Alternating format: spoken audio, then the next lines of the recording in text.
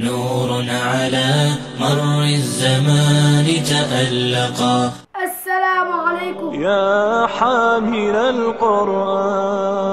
حافظ القرآن بي مونغي تودو سيدنا علي Gueye waaye juróom bu góor tuddu Ibrahima Gueye waaye juróom bu jigéen tuddu Soxna Fatou Ndiaye.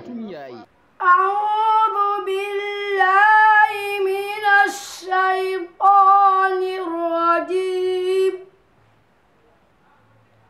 فحملته فانتبذت به مكانا قصيا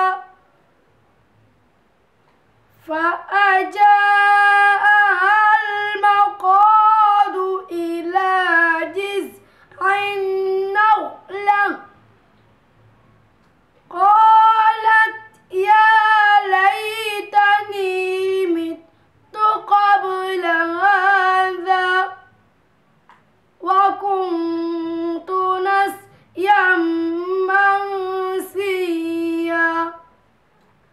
صدق الله العظيم. Seydina Alioune Gueye mi ngi dalee Alqur'an le 25 août 2019 waaye mi ngi mokkal téere yàlla bi le 15 mars 2024 ci daara Soxna Kani Touré.